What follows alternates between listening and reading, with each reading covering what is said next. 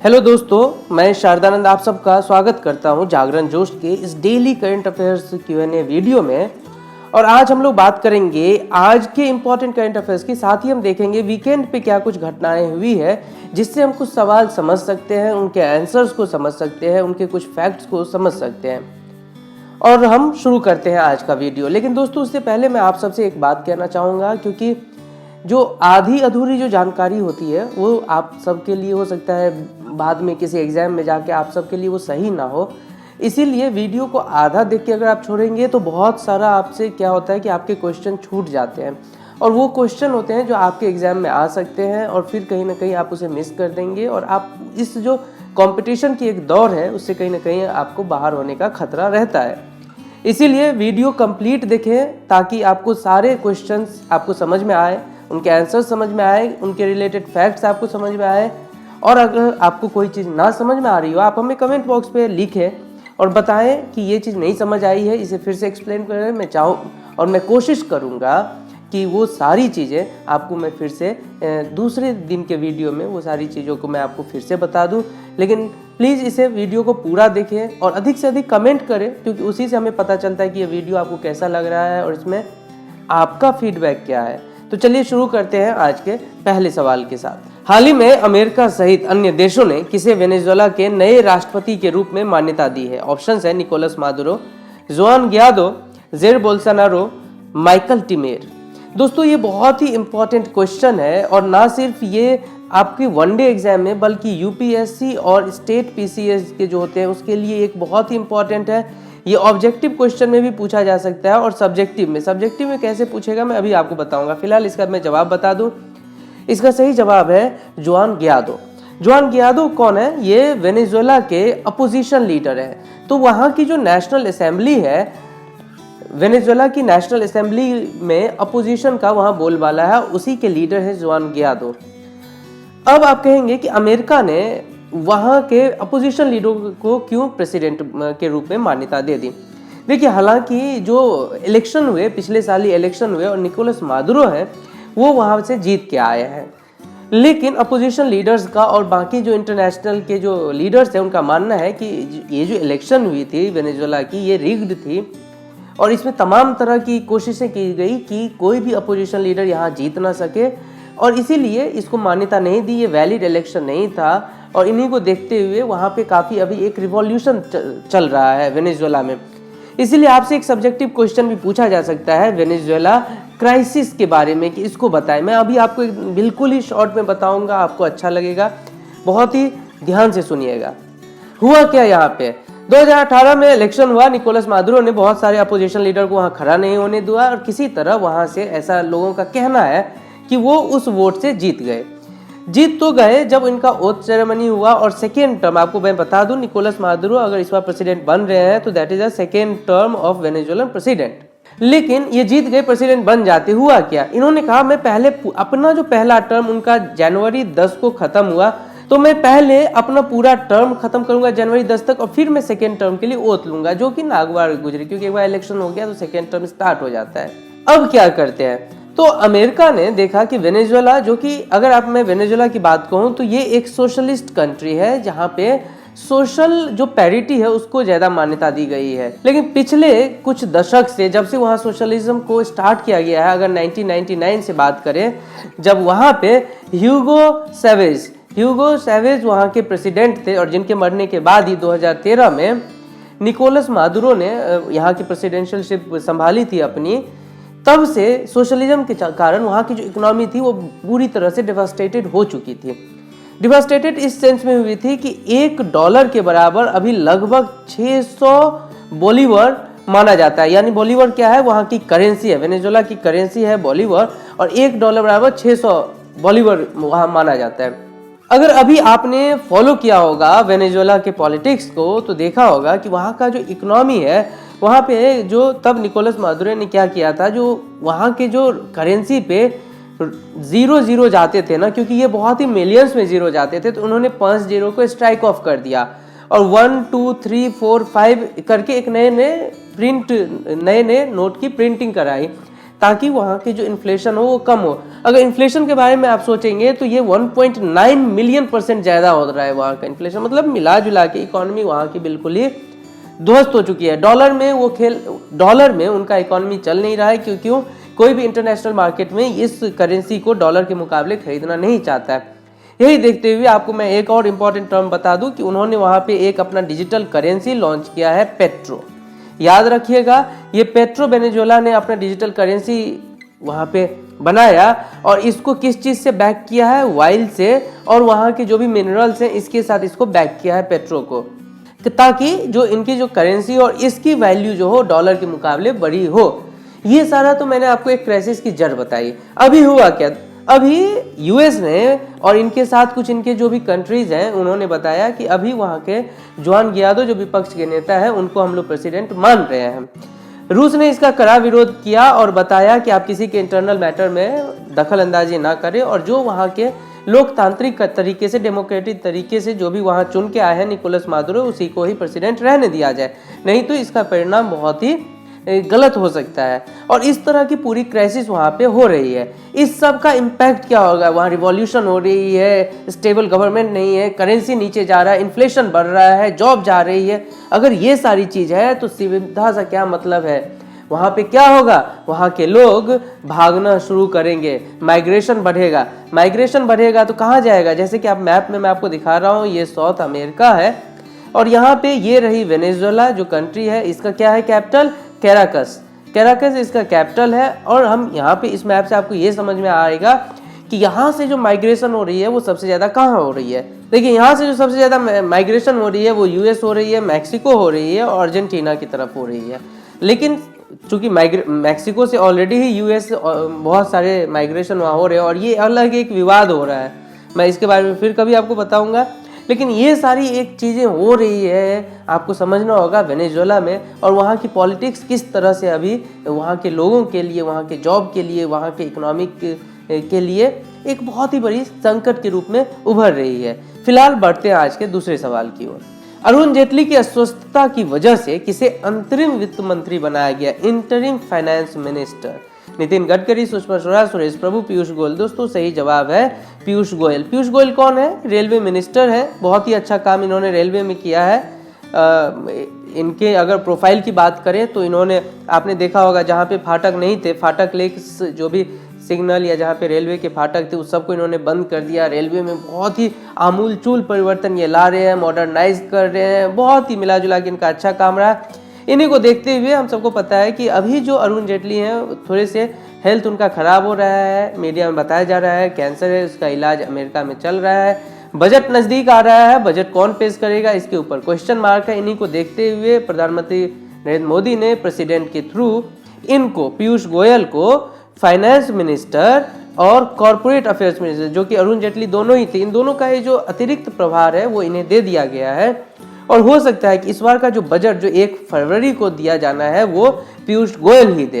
तो बढ़ते हैं आज के अगले सवाल की ओर। राष्ट्रीय मतदाता दिवस कब मनाया जाता है? ऑप्शन है 26 जनवरी, 25 जनवरी, 21 जनवरी, 27 जनवरी। दोस्तों इसका सही जवाब है 25 जनवरी। 25 जनवरी को ही क्यों? क्योंकि 25 जनवरी 1950 को भारत निर्वाचन आयोग, इलेक्शन कमीशन ऑफ इंडिया का गठन हुआ था। इसलिए 2011 से तब प्रेसिडेंट जो थी वो थी प्रतिभा देवी सिंह पाटिल। उन्होंने इसी दिन से ऐलान किया था कि राष्ट्रीय मतदाता दिवस हम मनाएंगे और 2011 से हम लोग लगातार क्या कर रहे हैं, इलेक्शन डे मना रहे हैं। यानी कि अभी 25 जनवरी को अगर बोलें तो वोटर्स डे के रूप में हम इसे मना रहे हैं। काम क्या मकसद क्या है इसका मकसद है वोटर्स के पंजीकरण में वृद्धि करना, रजिस्ट्रेशन में। किसके रजिस्ट्रेशन में? जो भी 18 प्लस के एज हो गए उनका रजिस्ट्रेशन तुरंत हो जाए।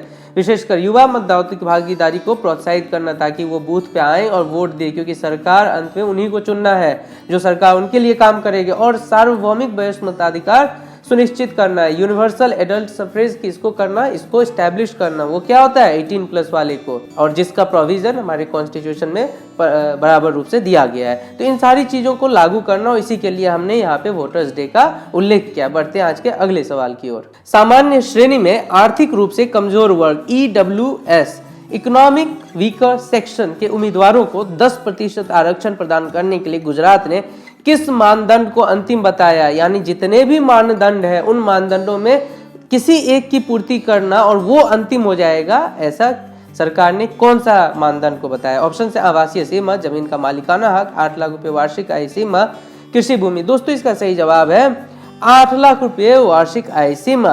क्या है ये? गुजरात सरकार ने कहा है कि बाकी के जो भी मानदंड है, जो भी इसके एलिजिबिलिटी क्राइटेरिया है, मैं वो सब नहीं देखूंगा। अगर कोई भी कैंडिडेट 8 लाख रुपये का एनुअल जो उनका इनकम है, अगर हाउस होल्ड इनकम है 8 लाख रुपए, इस वाले फील्ड में वो आ जाते हैं, तो बाकी चीजें वो फुलफिल ना भी करे तो भी they are eligible to get this 10% economic weaker section reservation. बाकी के क्या है? बाकी के है कृषि भूमि योग 5000 हेक्टेयर का एग्रीकल्चर लैंड होना चाहिए, आवासीय उनका जो भी है उसने में उनका आवासीय होना चाहिए, मालिकाना हक है। तो ये सारे बहुत सारे इनके जो है दिए गए हैं, मानदंड बताया है केंद्रीय सरकार ने। तो वो सारे मानदंड तो है ही, लेकिन गुजरात सरकार ने सिर्फ एक को ही फाइनल बताया है। ये भी एक अच्छा स्टेप हो सकता है वहाँ के युवाओं के लिए कि किसी भी एक में, क्योंकि सबके कैटेगरी में एक थोड़ा सा कहीं ना कहीं हो सकता है कुछ लोग छूट जाए, कुछ बढ़ जाए, तो बेटर है एक ही है, which is enough for all. बढ़ते हैं आज के अगले सवाल की ओर। भारतीय नौसेना का अब तक का सबसे बड़ा तटीय रक्षा अभ्यास कौन सा है? ऑप्शन है सी परिक्रमा, सी डिफेंस, सी दृष्टि, सी विजिल। दोस्तों इसका सही जवाब है ऑप्शन डी, सी विजिल। नौसेना और तटरक्षक बल के द्वारा ये सी विजिल किया गया है और इन्होंने स्टेट और यूटी गवर्नमेंट जो भी उनके साथ भी क्लोजली मिलकर इन्होंने ये जो अभ्यास है उसको किया है। इस एक्सरसाइज को सी विजिल बहुत ही इंपॉर्टेंट एक्सरसाइज है, आप सबको याद रखनी चाहिए। क्या उद्देश्य क्या था? मुंबई में जो 26/11 आप सबको याद होगा कैसे आए थे, वो पानी के रास्ते से ही आए थे, जहाँ पे ताज होटल पे अटैक किया था। तो ऐसे चीज़ों, अगर ऐसे कभी अटैक होते हैं, उनकी प्रभावकारिता को कैसे व्यापक और समग्र रूप से बढ़ाना, सभी राज्यों के साथ ही प्रदेश में तटीय सुरक्षा केंद्र को एक साथ, जो भी वहाँ के जो समुद्र से सटे जो भी हमारे एरिया है उस सबको और भी ज़्यादा सक्रिय करना, ताकि ऐसा कोई टेररिस्ट अटैक फिर से इंडिया में ना हो। तो इन्हीं सब चीज़ों के लिए ये एक्सरसाइज किया गया है, बहुत ही प्रभावी एक्सरसाइज है ये। और बढ़ेंगे आज के अगले सवाल की ओर। यस बैंक ने किसे अपना नया एमडी और सीईओ नियुक्त किया है? ऑप्शंस है राणा कपूर, रवनीत गिल, शिखा शर्मा, मंजू मिश्रा। दोस्तों सही जवाब है ऑप्शन बी, रवनीत गिल। और ये इनको जब अब एमडी और सीईओ नियुक्त किया है यस बैंक ने, तो इनका जो कार्यकाल होगा वो होगा 1 मार्च 2019 से। ये अप्रूवल अभी आरबीआई ने दे दिया है कि ठीक है आप रवनीत गिल को बना सकते हैं। पिछले वीडियो में मैंने आपको बताया है कि ऑलरेडी यस बैंक ने अपना एमडी सीईओ नियुक्त कर लिया है और उसे काफी कॉन्फिडेंशियल रखा था और सेबी और आरबीआई को बताया था, और नाम की घोषणा तब नहीं हुई, अब जाके उन्होंने बता दिया है जैसे ही अप्रूवल आया। तो क्या हुआ था? राणा कपूर अब फिलहाल एमडी और सीईओ है, 1 मार्च से पहले वो चले जाएंगे। आरबीआई ने इनके कुछ कंडीशन को देखते हुए उन्हें लगा कि कुछ सही नहीं है, उन्होंने यस बैंक को ये डायरेक्शन दिया था कि आप राणा कपूर की जगह किसी और को एमडी सीईओ नियुक्त कीजिए, और उसी प्रयास के जरिए रवनीत गिल को नया एमडी और सीईओ यस बैंक ने बनाया है। ये कौन है रवनीत गिल? ये फिलहाल ड्यूश बैंक के एमडी और सीईओ है, और इन्हीं को अभी इनका जो है यस बैंक का दिया गया है। बताया जा रहा है इनका जो कार्यकाल होगा पहले 2 वर्ष के लिए होगा, बाद में हो सकता है बढ़ाया जाए। इनका एक्सपीरियंस बता रहे हैं 30 ईयर से भी ज़्यादा है। इन्होंने मार्केटिंग में काम किया है, सेल्स में काम किया है। इनका जो बैंकिंग का जो पूरा प्रोफाइल है उस सब में इनका बहुत ही सघन अनुभव है, और इन्हीं को देखते हुए IITian है। तो ऐसे बहुत सारी चीज़ें हैं जो इनके साथ जुड़ी हुई है, बहुत सारे इनके डिग्रीज हैं जो इन्हें बता रहा है कि he is one of the most qualified person for this position, और इसीलिए इनको यस बैंक ने अपना जो है एमडी सीईओ नियुक्त किया है। मैंने पिछले वीडियो में भी यस बैंक से संबंधित आपको बहुत सारे फैक्ट्स बताए थे, please refer to those videos, आपको बहुत सारी और जानकारियां मिलेगी। फिलहाल बढ़ेंगे आज के अगले सवाल की ओर। हाल ही में किस कंपनी ने हथकरघा बुनकरों के लिए ई-कॉमर्स प्लेटफॉर्म reweave.in लॉन्च किया? ऑप्शन है फेसबुक, गूगल, माइक्रोसॉफ्ट, इन्फोसिस। दोस्तों सही जवाब है माइक्रोसॉफ्ट ने अपने जो फिलैंथ्रोपिक हैं, जिनको हम कहेंगे कि लोगों के भलाई के लिए, इन्होंने एक नया पोर्टल लॉन्च किया है। किसके लिए? बुनकरों, हथकरघा बुनकरों के लिए reweave.in। यहाँ से क्या होगा, जो भी ये माल बनाएंगे ये सीधे वहाँ पे ई-कॉमर्स प्लेटफॉर्म पे अपने माल को डायरेक्ट यूजर के साथ बेच सकते हैं। क्या होगा? इनका मुनाफा होगा, और क्या होगा? थर्ड पार्टी जो है उन सब का यहाँ से एलिमिनेशन हो जाएगा, यानी जो भी बेनिफिट होगा, जो प्रॉफिट होगा, डायरेक्ट इनके हाथ में जाएगा। ये इनके लिए बहुत ही बड़ा एक स्टेप है। आपको मैं बता दूं, इससे पहले क्या हुआ था 2017 में, हमारे जो प्रधानमंत्री नरेंद्र मोदी हैं, इन्हीं बुनकरों और जो सारे दस्तकार होते हैं, हथकरघा उद्योग होते हैं, इनके लिए उन्होंने क्या किया था, एक उस्ताद नाम का एक प्लेटफॉर्म बनाया था, उस्ताद नाम का एक स्कीम चलाई थी, ताकि इनको वहां से ज्यादा बेनिफिट मिले, इनको कुछ फंड मिले। साथ ही इन्होंने मुद्रा स्कीम भी चलाई थी कि मुद्रा के तहत भी ये लोग जो हथकरघा बुनकर वाले हैं वो कुछ लोन ले, अपना नया जो है इंटरप्राइजेस शुरू करे और काम करे। तो ये सारे गवर्नमेंट भी, और अब देख रहे हैं अगर प्राइवेट सेक्टर भी इनके लिए काम कर रही है, तो इन उद्योग के लिए बहुत ही एक अहमकारी ये स्टेप होगा और आगे इंडिया में ये इसका बहुत ही बड़ा एक रोल होने वाला है। बढ़ेंगे आज के अगले सवाल की ओर। किस राज्य ने मुख्यमंत्री सुकन्या योजना की शुरुआत की? ऑप्शन है उड़ीसा, झारखंड, असम, हरियाणा। दोस्तों सही जवाब है झारखंड। झारखंड सरकार ने, अभी आपको मैंने बताया था, पिछले दिनों ही अपना बजट 2019-20 पेश किया था। इसी 2019-20 में इन्होंने बेटी बचाओ बेटी पढ़ाओ जो स्कीम है उसके तहत मुख्यमंत्री सुकन्या योजना की शुरुआत की। क्या होगा मुख्यमंत्री सुकन्या योजना में? इसमें जो भी इसका जो मकसद होगा वो है स्कूल में जो ड्रॉप आउट है, जो कुछ क्लास पढ़ के निकल जाते हैं, या बाल विवाह, इस सब का अंत होगा। कैसे अंत होगा? इसके तहत ये कुछ मॉनेटरी बेनिफिट देंगे ताकि लोग इसके लिए भी अपने बच्चियों को स्कूल भेजें, उनका लिटरेसी रेट बढ़े, बाल विवाह को बंद करें। और ये शुरू कब हुआ? 24 जनवरी को। क्या था 24 जनवरी को? नेशनल गर्ल डे, यानी राष्ट्रीय बालिका दिवस। राष्ट्रीय बालिका दिवस 24 जनवरी के दिन ये मुख्यमंत्री ये जो सुकन्या योजना है इसको चलाएंगे। क्या इसमें क्या बेनिफिट होगा? बेटी के जन्म पे 5,000 रुपये, पहली कक्षा में 5,000 रुपये जैसे ही दाखिला होगा, 5वीं, 8वीं, 10वीं, 12वीं पास करने पे भी 5,000 रुपये, 18 साल पूरे करने पे 10,000 रुपये, साथ ही शादी के लिए बाद में 30,000 रुपये अलग से दिए जाएंगे। यानी इतना बड़ा मॉनेटरी बेनिफिट दिया जा रहा है पेरेंट को कि अपने बेटियों को पढ़ाइए, उन्हें सशक्त बनाइए ताकि वो दुनिया में अपना एक अलग नाम करे और आपका भी नाम करे। तो ये सारा एक स्कीम लॉन्च किया गया है। और दोस्तों इसी के साथ हम आज के इस Q&A सेशन को बंद करेंगे और हम बढ़ेंगे आज के अलग एक सेगमेंट में, जहां पे पिछले दिन के सवालों का जवाब हम लोग ढूंढते हैं और आपके लिए एक नया सवाल देते हैं। तो चलिए देखते हैं पिछले दिन का क्या सवाल था। गणतंत्र दिवस 2019 के मुख्य अतिथि कौन होंगे? Theresa May, P Jugnauth, Cyril Ramaphosa, Sheikh Hasina. दोस्तों इसका सही जवाब है सिरिल रैमफोसा। कौन है सिरिल रैमफोसा?